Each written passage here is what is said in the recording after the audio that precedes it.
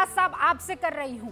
पाकिस्तान वाहवाही कर रहा है, यानी पाकिस्तान की पिच या फिर ये कहूं नेशनल कॉन्फ्रेंस की पिच जिस पर ये एजेंडा खेला जा रहा है। 370 को लेकर ये जरूर इश्यू है पॉलिटिक्स के लिए, खासतौर जम्मू कश्मीर की पॉलिटिक्स के लिए। और मुझे नहीं लगता कि नेशनल कॉन्फ्रेंस या कोई भी पॉलिटिकल पार्टी जम्मू कश्मीर की पाकिस्तान की पिच पर खेल सकती हो या उनको लेकर खेलती होगी। हाँ, ये जरूर कह सकते हैं कि अगर इंडिया में ऐसी कोई बात थी जैसे नेशनल कॉन्फ्रेंस या और कोई पार्टी कह रहे हैं नेशनल कॉन्फ्रेंस के बारे में, सॉरी 370 के बारे में, आज जरूर इसके ऊपर बात पाकिस्तान कर सकता है। ये हम नहीं कह सकते कि यहाँ की पार्टियां पाकिस्तान पर खेलती है, बल्कि एक कह सकते हैं कि पाकिस्तान यहाँ की पार्टी पर खेल सकता है। दैट इज दैट, उनका भी उसमें कोई पॉलिटिकल एजेंडा हो सकता है। लेकिन यहाँ ऐसा कोई पॉलिटिकल एजेंडा अहमद अयाज साहब ये पाकिस्तान को दूसरी पार्टियों पर क्यों नहीं मिलता है? ये बहुत अहम मुद्दा है। नहीं, अहम मुद्दा है, मैं समझ रही हूँ, लेकिन अहमद अयाज साहब मुझे ये बताइए कि ऐसा कोई मुद्दा मुझे बताइए ना, देश की दूसरी पार्टियां पाकिस्तान को क्यों नहीं दे पा रही है? नहीं, आप मानना ये पड़ेगा कि ये जो 370 है ये नेगोशिएटेड सेटलमेंट है, और अगर ये नेगोशिएटेड सेटलमेंट इतने सालों से इन प्लेस था और अचानक जब अचानक आप गायब हो गए हैं। मैं कोशिश करती हूं कि नेटवर्क ठीक हो जाए, लेकिन शहजाद पुनावाला, अहमद अयाज कह रहे हैं ये तो महत्वपूर्ण मुद्दा है, नेगोशिएबल ये पूरे की पूरी धाराएं थी। देखिए, सबसे पहले कांग्रेस एनसी का जो है गाना वो पाकिस्तान को लगे सुहाना, क्योंकि इनका रिश्ता है पुराना और बहुत पुराना और गहरा है याराना। इसीलिए ये बार बार पाकिस्तान का हमारे देश की स्क्रिप्ट में आना और कांग्रेस पार्टी का एक्टर बन जाना, पाकिस्तान की स्क्रिप्ट पे नाचना गाना, ये पुराना है। देखिए ना, आपको याद होगा फवाद चौधरी ने बोला Rahul you are on fire. फिर 370 जब हटा था तब राहुल गांधी ने बोला कि मैं एक और डिज़ायर प्रकट करता हूं, तो पहले यूनाइटेड नेशन के डॉसियर पे आ गए पाकिस्तान के। फिर मणिशंकर अय्यर गए थे, पीएम मोदी को हटाना, जरा मदद कर लो। Surgical strike, Balakot air strike, Pulwama, हर चीज़ पर उन्होंने पाकिस्तान के नैरेटिव को बढ़ाया। अधीर रंजन चौधरी ने तो बोला जम्मू कश्मीर भारत का मामला है ही नहीं, ये तो पाकिस्तान और भारत के बीच का मामला है। तो ये पुराना एटीट्यूड है कांग्रेस पार्टी का। BK हरिप्रसाद ने बोला पाकिस्तान हमारा दुश्मन देश नहीं है। फिर हाफिज सईद बोलते हैं कि राहुल गांधी और कांग्रेस पार्टी बहुत अच्छी पार्टी है। हाफिज सईद को हाफिज जी बोलते हैं, सुरजेवाला। पाकिस्तान ने अभी मैंगो भी भेजा, आम भी भेजा, 7 MPs को भेजा जिसमें राहुल गांधी भी थे। और 2011-12 में मनमोहन सिंह सियाचिन भी देना चाहते थे।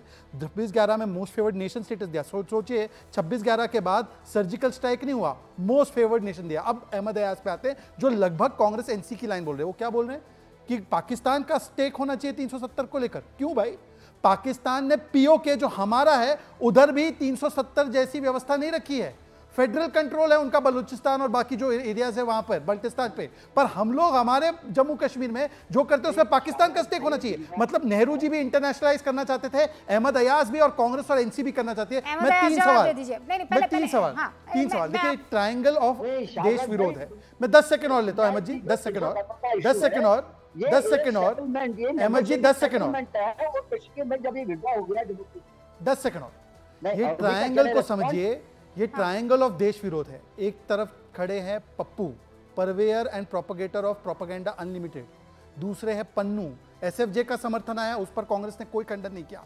और तीसरे छोर पर है पापी पाकिस्तान। आज पाकिस्तान का समर्थन आया, कांग्रेस ने कंडेम नहीं किया। मुझे तो लगा चलो ऑफिशियल कांग्रेस तो भाग गई है डिबेट से, ये अनऑफिशियल कांग्रेस भी आने को कतरा रही है। देखिए वो दूरबीन से देख रहा हूं तो तहसीन पुनावाला दिख ही नहीं रहे, कैसे दिखेंगे? नहीं आ पाएंगे। ठीक से देखिए, दिख जाएंगे आपको। ओ हो।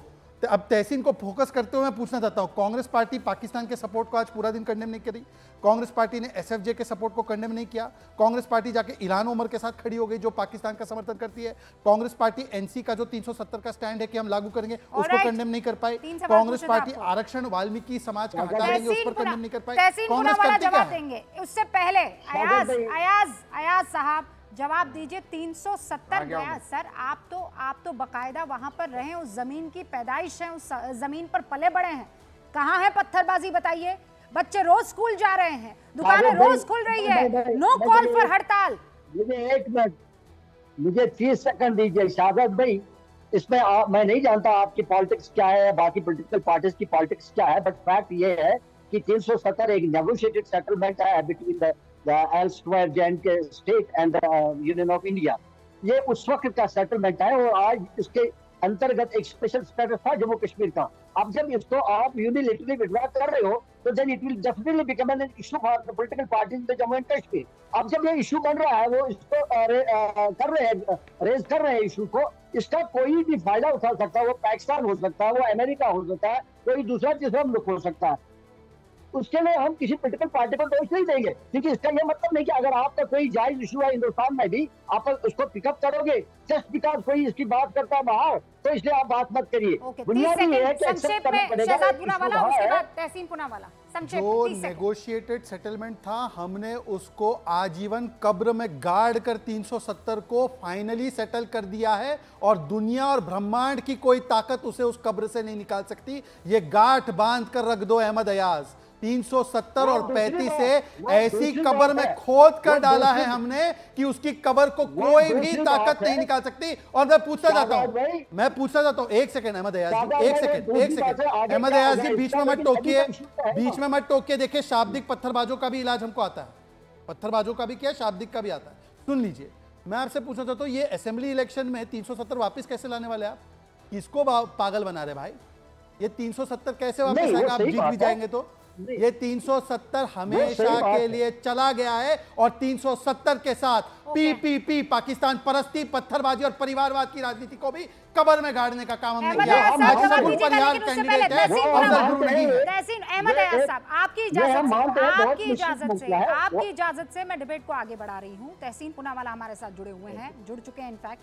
तहसीन पूनावाला, एक लफ्ज नहीं निकला है राहुल गांधी का 370-35 पर, क्यों? समझ में नहीं आ रहा है कि स्टैंड क्या लेना है।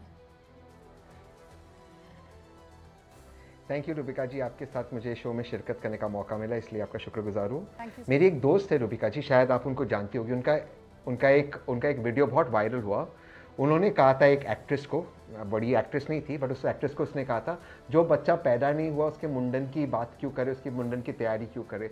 जो 370 वापस आ ही नहीं सकता उसके बारे में राहुल गांधी जी बात क्यों करे। बात कौन कर रहा है? पाकिस्तान, जो भाजपा का एजेंट है, भाजपा जो हरियाणा को पोलराइज करना चाहती है, और एनसी जो ला ही नहीं सकती उसको, जैसे बीजेपी के प्रवक्ता ने बताया स्टेट इलेक्शन जीतकर। तो जो हो ही नहीं सकता, जो बच्चा पैदा ही हो ही नहीं सकता, शादी अब तक हुई नहीं है, उसके मुंडन में कौन सा डीजे कौन सा गाना बजाएगा उसके बारे में ये जो ऑर्केस्ट्रा प्राइम मिनिस्टर हरियाणा में क्यों बजा रहे, इसलिए बजा रहे क्योंकि ये जानते कि हरियाणा को चुनाव भी हारे। जम्मू एंड कश्मीर में तो उनको उतने ही सीट मिले जितने माननीय प्रधानमंत्री जी के प्रेस कॉन्फ्रेंसेस जितने सुनिया। तो अब ये हरियाणा में ऑर्केस्ट्रा बना रहे हैं। और पाकिस्तान की मैं बात कर लूं, जो भाजपा का साइड किक है, जब जब भाजपा डरती है पाकिस्तान आगे आता है। ये पाकिस्तान इसलिए आता है जब भाजपा तकलीफ में होता है। पाकिस्तान क्या बोलता क्या करता उससे मुझे क्या लेना।